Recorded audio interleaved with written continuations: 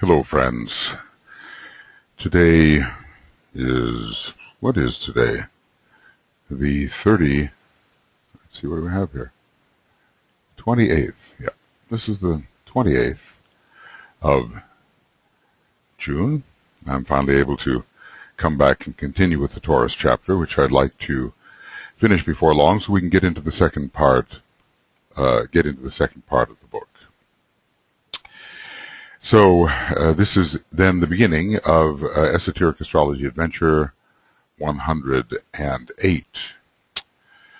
And I'll just read the paragraph that we had dealt with before.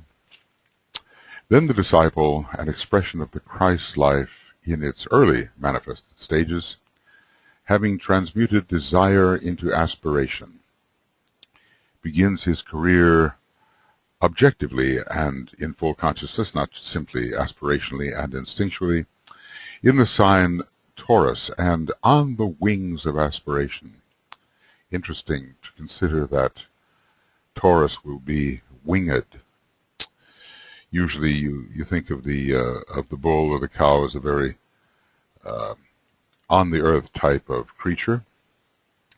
But here, well, the cow jumped over the moon. That's interesting. On the wings of aspiration proceeds towards Virgo, and being both the mother and the child, enters into the house of labor. The birth is not taking place in Taurus yet. This is a reversal of the wheel, and we began with discussing Capricorn, Virgo, and Taurus just a little earlier in the previous discussion. Now we're talking about the reversal of the wheel, and from that house the disciple in due time arrives at Capricorn, where he finally subdues matter. There's a great deal of the power of will and imposition in Capricorn, and though it is in a way the most material of all the signs at first, it becomes later extremely ethereal when the upper triangle of the diamond is activated, where he finally subdues matter, form, or concrete expression to divine uses. Capricorn is one of the most utilitarian of all the signs, to divine uses and purposes, always purposeful in the later days, and thus demonstrates the triumph and the potency of the Christ life. We begin to see that triumph in Scorpio. Warrior am I, and from the battle I emerge triumphant. But that's the disciple emerging triumphant, and now we need to see the soul itself triumphing, and the man then identifies entirely as the soul on the higher mental plane, and has at the third initiation achieved causal consciousness. So these are earth signs, and we've discussed them in the first part of this little discussion, and also earlier, as proceeding in two directions. Okay, I think what I'll do here is give us a little more room. Right. So now we begin with 108. All of these statements the Tibetan makes are so profound. They require deep concentration over time. I was just recently analyzing the statement that he makes about harmlessness, for instance, which he considers so very important. Harmlessness is the expression of the life of the man who realizes himself to be everywhere. Well, right there you have a sentence that requires weeks, if not months, of close attention. Who lives consciously as a soul. You could isolate that. What does it mean to live consciously as a soul? Whose nature is love. Meditate on that. Whose method is inclusiveness. What would it mean for us if our method were inclusiveness? And for whom all forms are alike, in that they veil and hide the light, so ponder on that, and are but externalizations of the one infinite being. Ponder on that. Here are several short phrases, which invite actually years of pondering. And thus it is with the Tibetan's material. We can skim over the surface, but esoteric realization and experience does not come that way. It does not come through merely knowing and understanding the words which he speaks, but from a deeper penetration into those words until the energy states which those words represent actually dawn upon our consciousness and are perceived, are experienced. So it doesn't pay to rush when developing oneself in the field of spiritual occultism. It will take time, and, well, eventually we will prove, I suppose, that how we normally consider time is illusory in any case. So we are, slowly pondering the Tibetan's words here. The secret of the triangles or triplicities in their fourfold expression is as yet an unexplored aspect of astrological research, and one with which we will later concern ourselves, not so much later because we are entering the second part of the book, and oftentimes a triangle is seen as suspended above a fourth point, which is its point of expression. But we will see what he means by the fourfold expression, whether he's dealing with the elements particularly, or whether he's dealing with the different areas of the human energy system and how triangles may relate to those areas. For instance, within the monad, within the triad, within the soul, within the personality, or within the various vehicles of the personality. We'll see what he means by fourfold expression. Okay. This sign, Taurus, is therefore the 11th sign. I think what I'll do here is get myself a little bracket. Yes, it's therefore the 11th sign upon the ordinary wheel. The ordinary wheel, we know, the clockwise wheel, beginning often with Aries, moving towards Pisces and then Aquarius, and finally ending in Taurus. That's one way to turn the wheel. Of course, there are other ways the Tibetan seems to use, and he sometimes begins with Pisces as if it were the first sign, in which case Taurus would be the 10th. This sign Taurus is therefore the 11th sign upon the ordinary wheel of exoteric emphasis and life.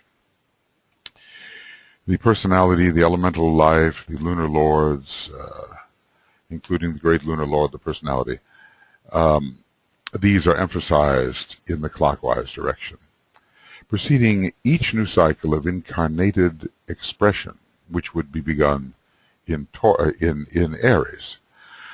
As the individual descends into incarnation, which he does, of course, on the clockwise wheel, and when he takes an astral shell, he definitely comes into a Taurian cycle. But now, from this point of view, let's see if I can have this correct. Okay. Let's look at this 1, 2. I'm going to see if I can simply... Yes, there we go. Okay. Yes. From this point of view, he seems to be beginning with Aries and going in the clockwise direction for Taurus, although I suppose there can be the sense in which Aries represents the descent into incarnation when you are considering things from the point of view of the clockwise wheel. It's as if you build up a certain mental orientation in Gemini, consolidate desire in Taurus, and finally take the plunge into incarnation in Aries. Usually it's the other way around. The mental intention is expressed in Aries, and the desire is consolidated in Taurus. The etheric vitalization occurs in Gemini, and finally the incarnation itself occurs in Cancer. So as the individual descends into incarnation, and when he takes an astral shell, he definitely comes into a Taurus cycle from the point of view of the, this is from the point of view of the astral, this is from the point of view of the counterclockwise wheel also, and especially. Okay.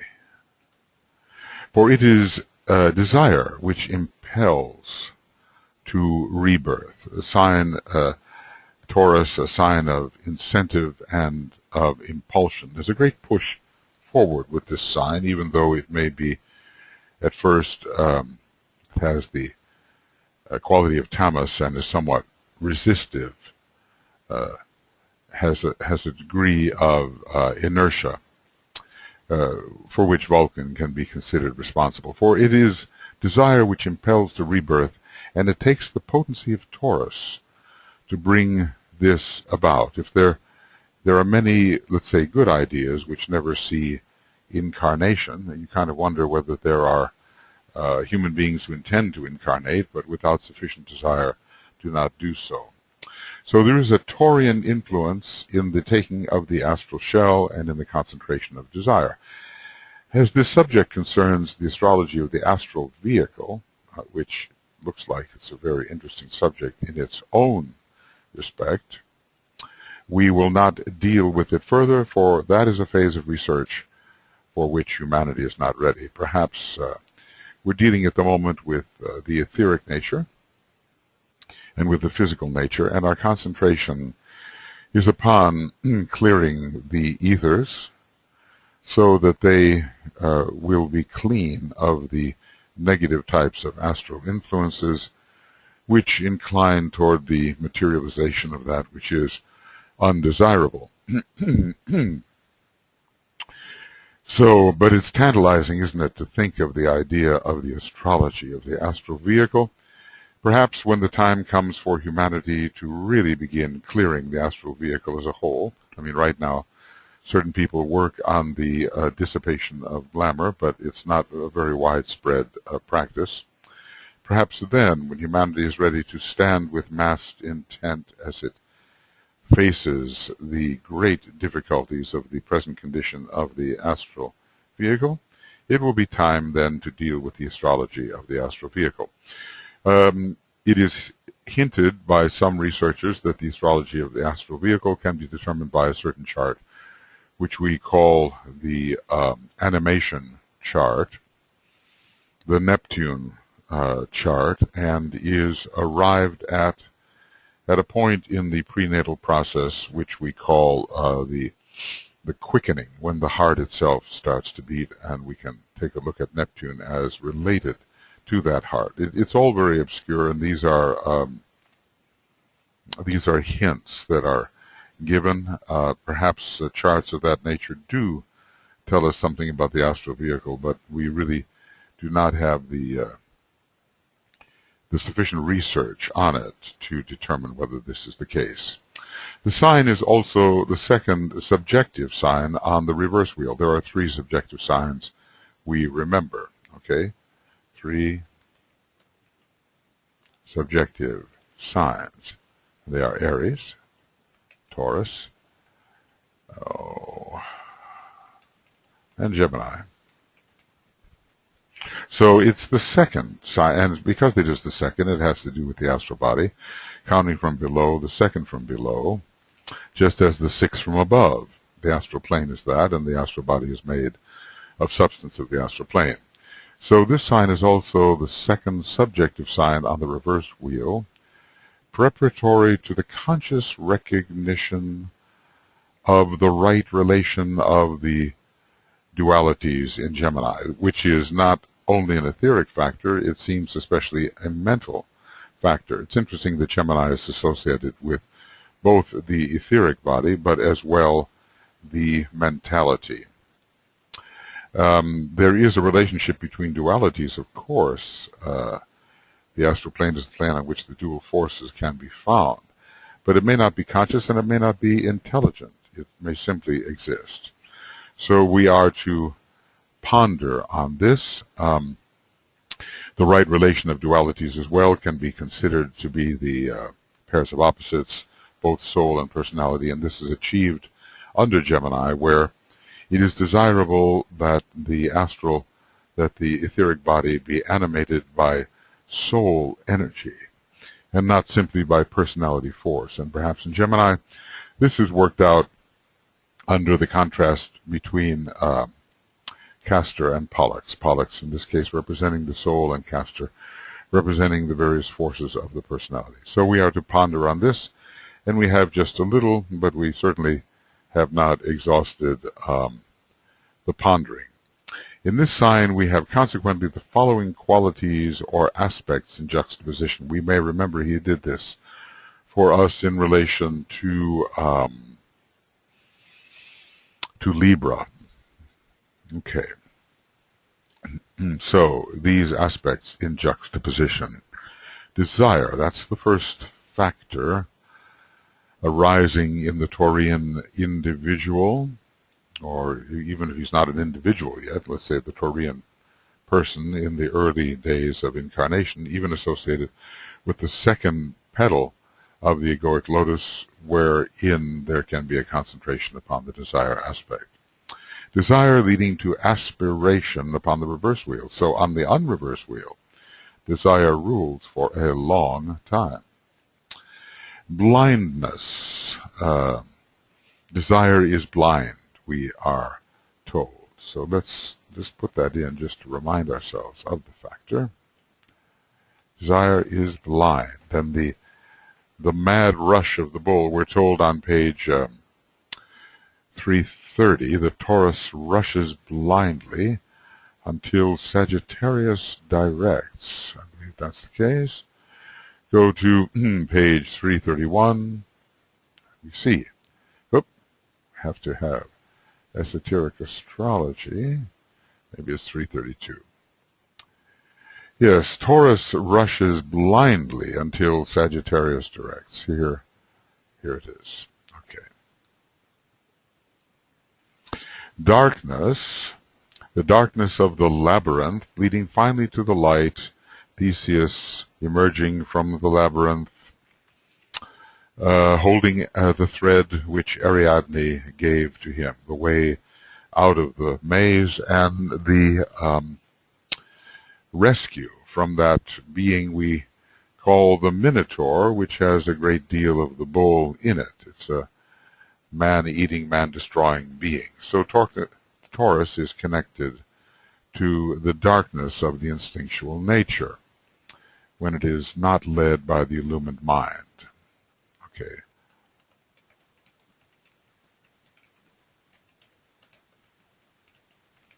Okay. Leading finally into the light. These are the factors. These are the contrasts. And the death of consciousness in lower form, leading at last to liberation. Freedom in the light. Freedom upon the cosmic ethers. Freedom in the light and upon the cosmic ethers. Taurus is, after all, a sign of liberation, and one of the great factors concerning the career of the Gautama, the Buddha, some 2,500 years ago, was the type of liberation to which his system led. Freedom from desire, and when desire impels downward, attracting us and attaching us to the worlds of form, consciousness is confined and really dead compared to the higher realizations which are possible when we are liberated from form. In a way, we're dealing with the fourth initiation here and the connection of Taurus to it. Taurus is connected with the fourth initiation. Yes, and we have the shattering of the causal body under Vulcan. The hammer blow. There are many ways to destroy a causal body. Some of this is discussed in Letters on Occult Meditation in the early teens, in the teens of that book. Page 15, 16, 17, right in there. 18 perhaps. And Taurus, under using Vulcan, is also involved in the depths of isolation or realized isolation. The realization that one is not yet liberated and the suffering that comes therefrom. The fourth ray is connected with the fourth initiation, and we know that through Taurus, the fourth ray expresses itself especially. I wouldn't be surprised if we have Scorpio involved in some way in the fourth initiation. All of those planets, well, the entire fixed cross can be considered to be involved in the fourth initiation. Of course, we're not really on any cross, but there are tendencies in the fixed cross which lead to the results achieved at the fourth initiation. The great release of the light when the causal body is shattered, the sort of supernova of the causal body, the destruction of the causal body, which is a Leonian structure. So Leo is involved as Scorpio dealing death, not working as it does in the first three signs, where there's a peculiar testing potency, as the Tibetan discusses, but still leading to the death of the causal body, or contributing to it, with his rulership coming under, partially under Pluto. And then Aquarius, in which the third and fourth initiation are frequently taken, and Aquarius being the great sign of liberation and representing the cosmic ethers into which the consciousness is at last liberated, being freed from confinement on the higher mental plane. So even though no cross is dominant at the fourth initiation, there are so many factors related to the fixed cross which lead to the type of experience at the fourth degree. In other words, if you carry those fixed cross signs to their ultimate expression, they do pave the way for the type of realization and energy experience and manifestation which occurs at the fourth degree. Okay, moving onward here. In the last analysis, we come back to the eternal dualities. What is that? Spirit and matter, leading as they ever do to the interplay of the polar opposites. When we speak of the dualities, we mean essentially spirit and matter, but also soul and form, or soul and personality. Leading as they ever do to the interplay of the polar opposites. And, you know, for a long time, once we enter the second tier of the egoic lotus, the possibility of the interplay of soul and personality will exist. Once we enter the third tier, there are already hints that spirit and matter can begin their interplay, leading as they ever do to the interplay of the polar opposites, to the cyclic ebb and flow of the inner life and the outer periphery of expression. As DK has said, there are some lives where the inner life is really in the flow stage and it is being experienced on the outer planes, and other times where it seems to be ebbing. And there are periods in any incarnation when this is so, and I suppose if we bring it down analogously to what goes on in the day, we can find periods of ebb and flow, certainly of vitality and probably of soul realization and presence as well. So leading as they ever do to the interplay of the polar opposites, to the cyclic ebb and flow of the inner life, and to the outer peripheral expression, and to that attraction and repulsion which leads to a steady shift of the attracting force to an ever higher and wider appeal. In other words, the normal attraction and repulsion is directional. Attraction and repulsion, well, let's call it this way so we can make it a little easier. The dynamic of attraction and repulsion leads ever higher. to ever higher types of attraction.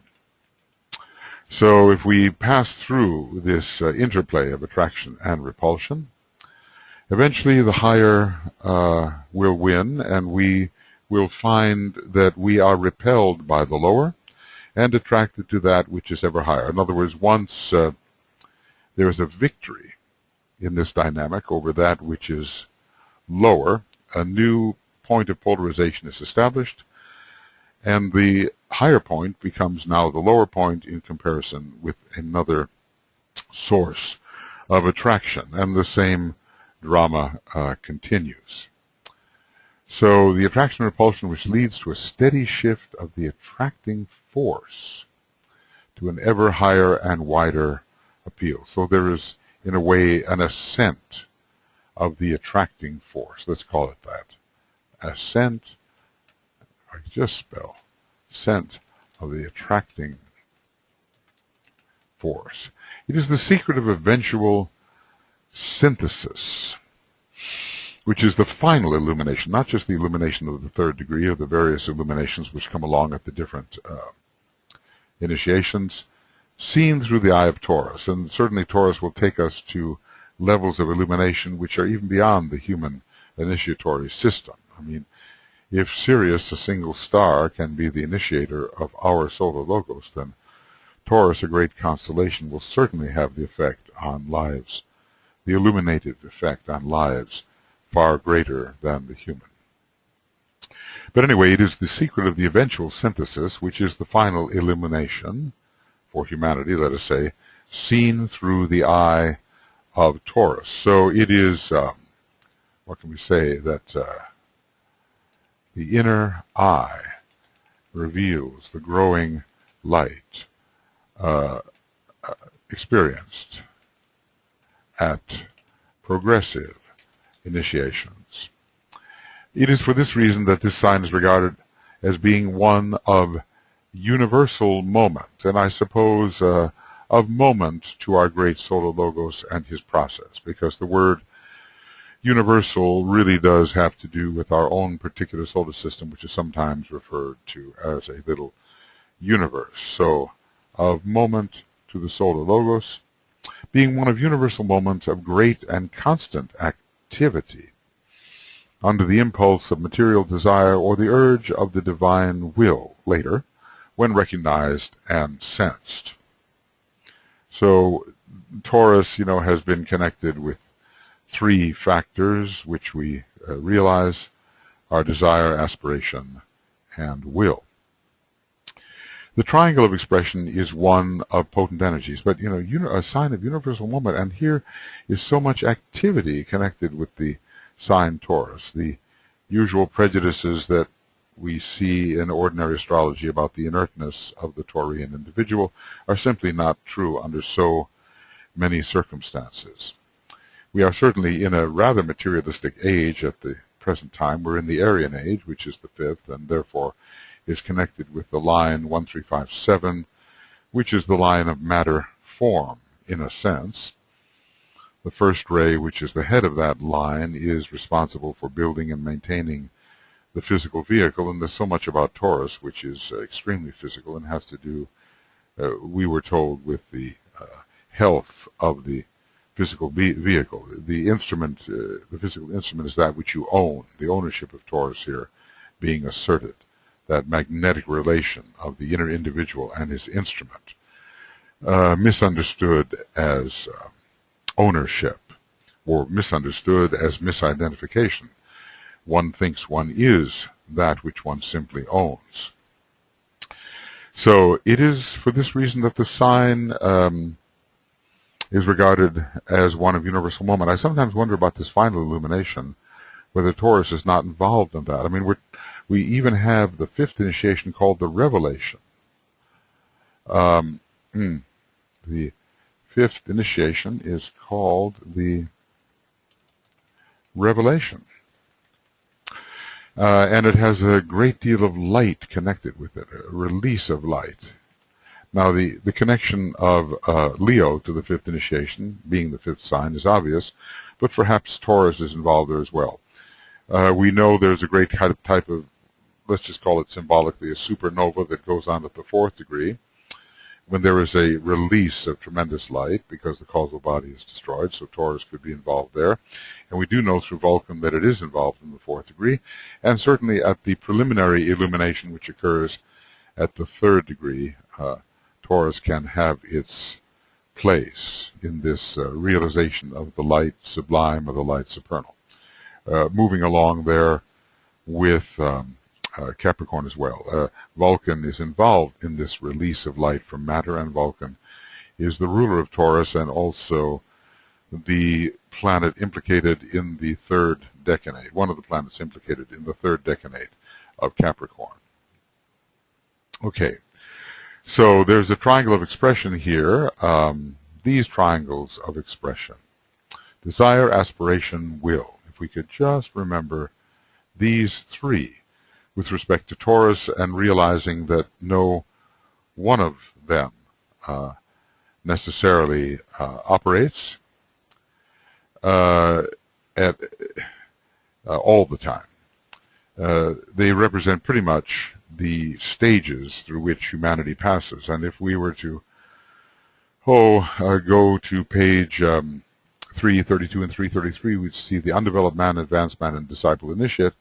We could superimpose upon this categorization desire, aspiration, will. Man experiencing and expressing desire, the disciple expressing aspiration, not only the aspirant expressing that, but the disciple must do so, and the initiate finally expressing will. Materiality is associated with man and with desire. Duality, in which the pairs of opposites is sensed, is associated with aspiration, because from the lower of the pairs of opposites goes forth that energy which aspires to achieve polarization within the higher. And divinity is connected with will. Divinity, interestingly enough, is that term often associated with the monad, whereas spirituality with the triad and soul. Form, then, is associated with desire. Desire is for form, aspiration is for the soul, and the will is intended toward the realization of spirit, whether in form, in soul, or on its own high level. And finally, humanity subject to desire, hierarchy full of aspiration toward Shambhala, and Shambhala being the source of will. So reading these in the vertical way, certain ideas might come to us. Desire, man, materiality, form. Aspiration, the disciple. Duality, soul, hierarchy. Will, the initiate. Divinity, spirit, Shambhala. Now, continuing, and these triplicities, of course, can be easily spoken by the mind, but the realization of what they mean, realization is the key to occult understanding. And it takes work to take a word or a concept and realize, i.e. experience the energy behind it. This is the labor. This is the labor to which we are committed if we would become true spiritual occultists. I always include the word spiritual when discussing occultism, even though it is implied in those who understand theosophy. I mean, if you're not a spiritual person, there's no true occultism. The negative occultism has usurped the attention of humanity, and when we use the word occult, it takes on that creepy kind of quality, which is, of the devil, satanic, evil, all that. But true occultism is the science of the hidden energies and how they can best be applied in order to express the plan of God, our planetary logos, and eventually see that his purpose is manifested. So the true occultism is in fact the science of subtle energies and the manipulation of those energies for divine purposes. This we must get across to humanity so that our particular field is not viewed with a prejudiced or prejudicial suspicion, which it does not deserve. I ring these changes constantly, as the consideration of them intelligently grasped will lead eventually and inevitably to their fusion in your individual consciousness. So DK, Master DK, is always repeating the story of the triplicities until they become such a natural way of thinking for us that when we look at the world, we can always see the trinities in operation, and that will clarify our understanding of an otherwise maze-like and bewildering process, the maze in which the ordinary human consciousness is constantly engaged and cannot free itself. It is not my intention here to say much. It is not my intention to say much here anent the fixed cross of which Taurus is one of the arms. I've dealt with this in several places, he says, and indeed he has, when considering with you the constellations Leo, Scorpio, and Aquarius.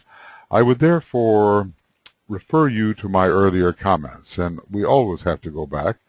The Tibetan has written, as I say, one big book, and we must ever circle within that book and pick up hints that we can relate to what we're just reading, just as what we're just reading relates to the prior statements.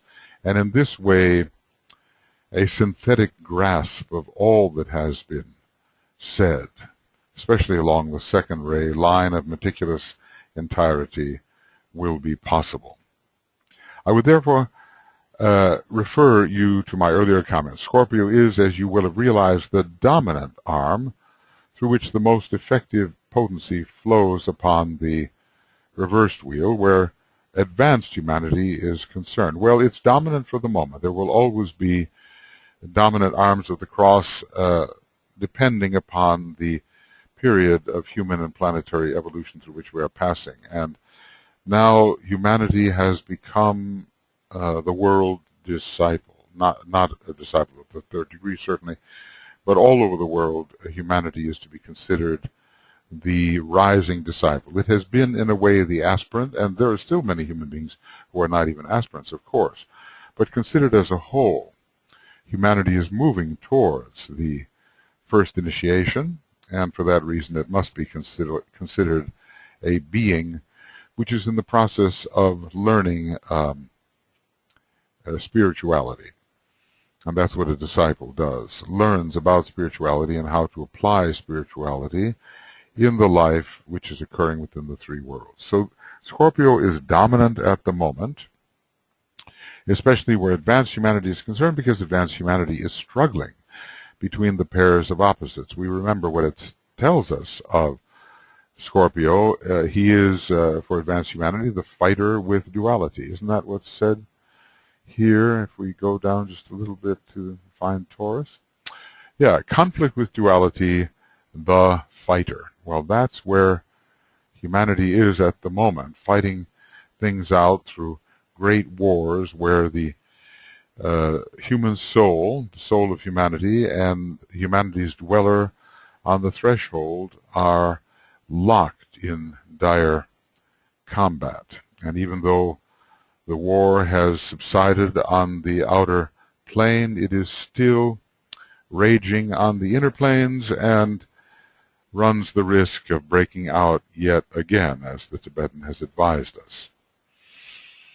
So it's the most effective potency, and it is largely a fourth ray potency flowing through this particular constellation, although the first ray, I think, will be found to be one of the constellational energies of Taurus. I don't see how it's possible that only one energy, ray energy, flow through a great constellational lord, when even the Earth has all seven energies flowing through it with a dominant 3, namely 1, 2, and 3, or 3, 2, and 1. The dominant arm through which the most effective potency flows upon the reversed wheel where advanced humanity is concerned, because it is the testing sign for humanity, testing upon the physical plane to make sure that all that has been understood and considered to be important is worked out actually and physically upon the physical level, and thus proven. We have to always prove for ourselves that what we think we know, we actually do know and can express. So proven is the word. And I'll just try to get that word in red so it stands out as that which I write as opposed to that which the Tibetan is writing. So it's the most effective potency where advanced humanity is concerned, because advanced humanity is responsible for proving the outer effectiveness of its inner resolutions, its inner understanding. The testing sign for humanity, and that's all of humanity right now, really, we're all being extremely tested, and maybe no more so than in the decades that lie ahead, especially the decade which lies ahead here. DK did tell us that the Shambhala impact, this particular one, need not be as destructive as the ones in the past. But we have yet to determine whether we will be able to avoid that type of destructiveness. Okay. The testing sign for humanity, and the one in which the human being reaches the depths or attains the heights. Well, the depths are also reached in Capricorn, the depths of materiality, but maybe the depths of iniquity are reached in Scorpio. We are told that the man can become, as we have learned, the monster of selfishness. Unity of selfishness, the monster.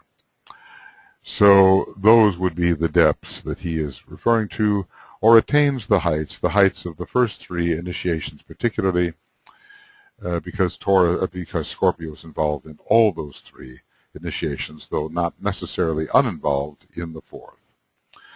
Taurus is the dominant stream of energy upon this fixed cross where average man is concerned, because average man is involved with desire rather than aspiration, and is not being tested in the same respect. Now elsewhere, I think on page, is it 490 and following, and this is what we're going to be studying a little bit later, we're not there yet, we are told of the signs which give the greatest expression of a particular ray at this particular time. And what does it say? That Taurus ray 4 is not active exoterically, as the 4th ray is not in manifestation at this time. And yet we're just being told here as well that for average man, Taurus is the dominant stream of energy upon the fixed cross. So both have to be held. There's probably some higher esoteric expression of Taurus, which is not yet in expression. And when the 4th ray enters in the year 2025 and following, and when disciples come in upon the 4th ray, perhaps we will have the emergence in beauty of the implications of the energy of the Taurian constellation and its 4th ray. I think it's Master Morya who has said, "With beauty thou hast the light." Well, think of that. Taurus, the great sign of illumination, and Taurus, a major sign of beauty, conveying the 4th ray. So anyway, we just take this at face value. Taurus is the dominant stream of energy upon this fixed cross where the average man is concerned, and he is very materialistic in his consciousness, and we have to bring that into understanding. Very materialistic. Yes, materialistic. All right. The energy let loose through this cross is stupendous in its effects. And we're just, as far as humanity is concerned, moving onto this cross.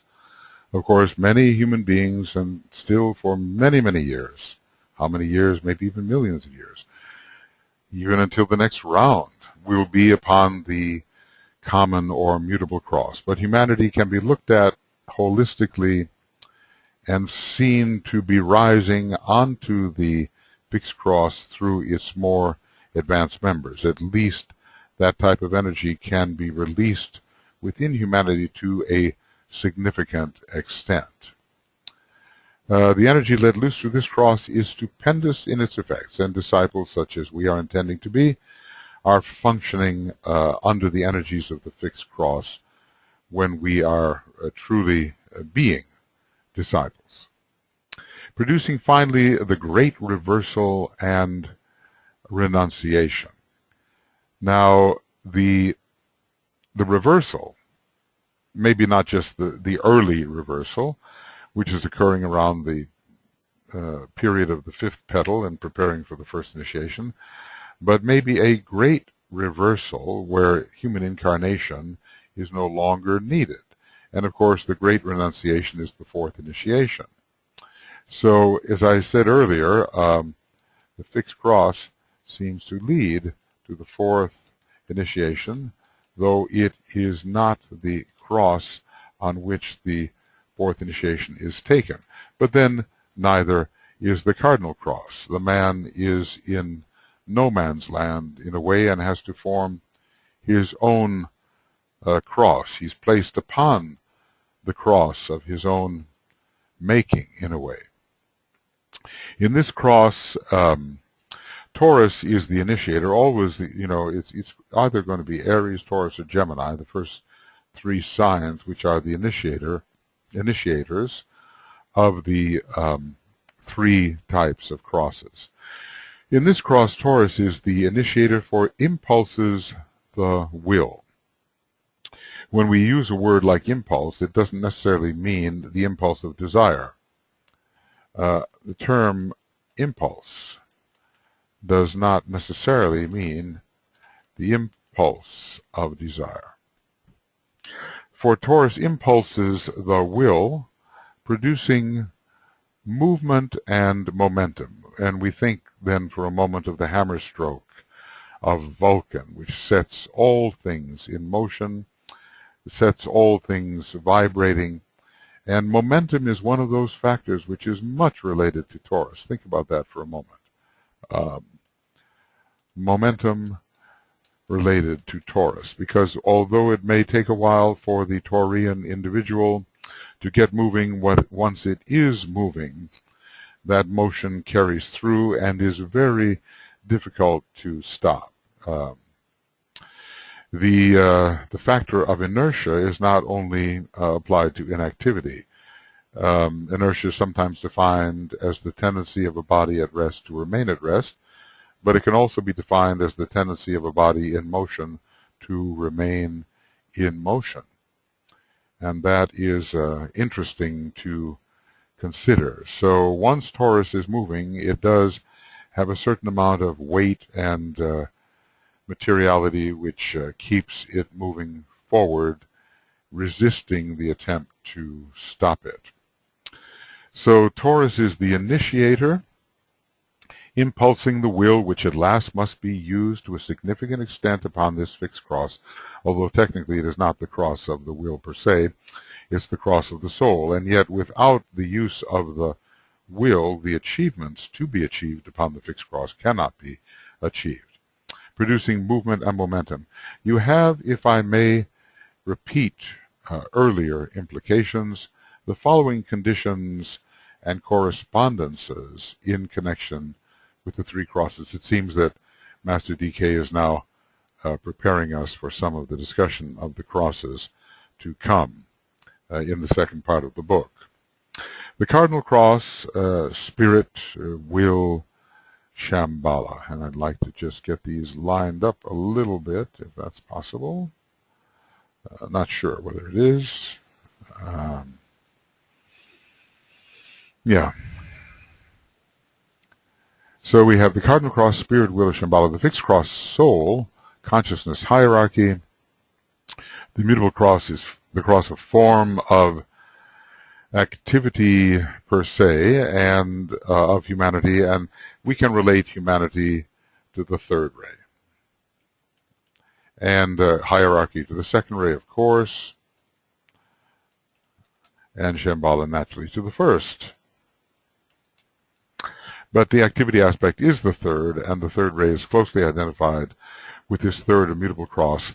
The second ray, interestingly, with the fixed cross, because it is the cross on which the soul emerges and on which consciousness is deepened. And finally, although there is the emergence of a degree of will upon the fixed cross, because you need that as an initiate of the third, or well, even from the second degree, the will is emerging over desire. You need that as an initiate of the second, third, or fourth degree.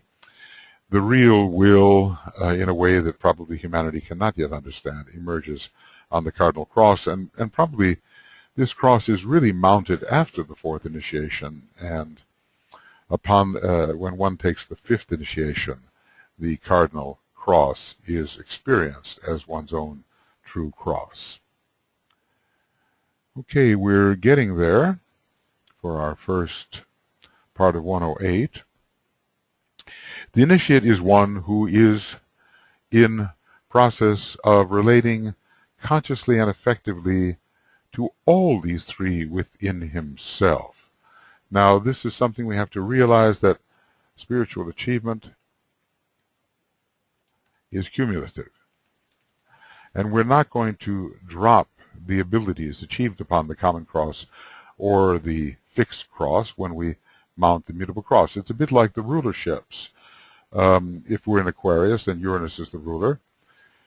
And now the Jupiterian rulership emerges. It doesn't mean that the Uranian abilities and tendencies will suddenly be abandoned. They will be incorporated into a larger orientation provided by Jupiter, just as Jupiter will be incorporated along with Uranus into the hierarchical orientation provided by the Moon, but really provided by three planets, Uranus, Neptune, and Vulcan. And thus it would go for all the rulerships. They don't suddenly leave off. They are, when the new ruler comes in, they are lifted to a higher turn of the spiral. Okay, so man, the initiate is one who is in process of relating consciously and effectively all these three within himself. The initiate has ever wider responsibilities and is not allowed to relinquish his gains. He is not attached to his gains, but he utilizes those gains from a higher, within a higher context. Man, the essential triangle of energy, so that can be man the monad or man the soul, depends on what we mean by essential. Man the square, man as the personality, man upon the cross, whatever cross it may be, and finally, man the five-pointed star. Well, he is the higher initiate coming under the planetary logos, who represents himself as a five-pointed star. So let's put this in here. Yeah, the planetary logos represented as a five-pointed star. Man, the essential triangle of energy. Yes, well, if we're really going to talk about essence, we have to talk about man beginning as the monad, who is the essential triangle of energy. Man, as the square, is the lower quaternary, is what we call personality with its three divisions: mind, emotions, and etheric physical nature. Man upon the cross, learning to make the transition from identification with his lunar lords into identification as the soul. And finally, man, the five-pointed star. Man, the five-pointed star, is the conscious soul. That's one way of looking at it. Man, the five-pointed star, is identified as the soul. In these four symbolic forms lie the whole history of the fourth kingdom in nature, impulsed from the essential triangular level, impulsed from the monadic level at first.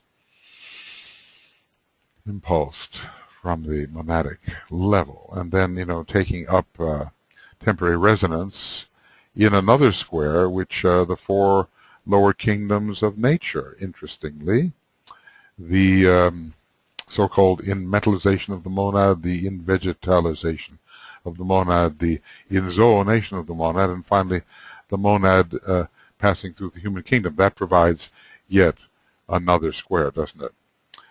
Okay. In these four symbolic forms lies the whole history of the fourth kingdom of nature. And one finds oneself upon the cross in order to detach. Detach from that which the cross represents. In other words, the cross will represent the four lower kingdoms of nature. It can represent the four elements, but one can no longer, let's call it this way, one can no longer grasp because the hands are immobilized. And one can no longer run on the errands prompted by these lower energies because the feet are immobilized as well. But the head can still think and realize what is happening. So, in these four symbolic forms lies the whole history of the fourth kingdom of nature. The triangle and the star are subjective expressions of a fixed consciousness, focused in reality, while the square and the cross are objective expressions of the man focused outwardly. So we have 2 and 2, right? Okay, 2 and 2. The triangle is the symbol of the monad, although so is unity. The star is the symbol of the soul. The square is the symbol of the personality, and the cross is the symbol of the means of transition from the personality into still higher possibilities of the triangle, of the five-pointed star, and eventually the higher triangle. So let us call this the end of Esoteric Astrology Adventure number 108A, and we are on page 383, and we will move forward and begin Esoteric Astrology 108B, page 383, and we will, as we sometimes do, close with a great invocation. Maybe this is a way of doing that. No, that's not the way of doing it. The better way to do it is this way. Aha. Oh, never thought it would be so difficult to find a great invocation here. Okay, it'll appear in a moment. Probably so many of us know it already, right? But nevertheless. Okay.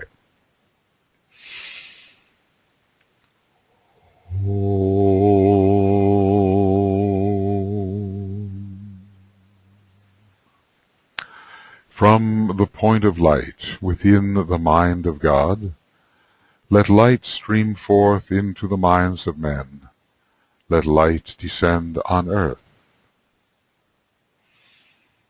From the point of love within the heart of God, let love stream forth into the hearts of men. May Christ return to earth. From the center where the will of God is known, let purpose guide the little wills of men, the purpose which the masters know and serve.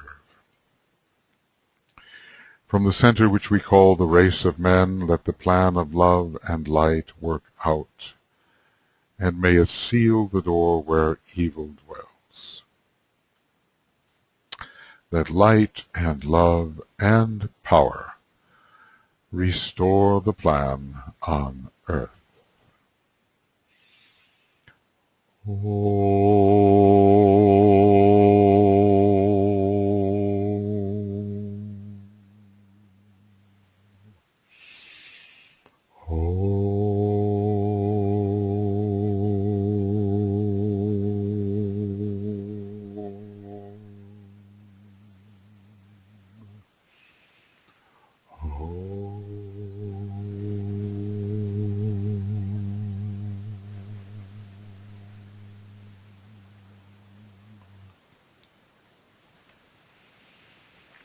And now we will continue just a little while.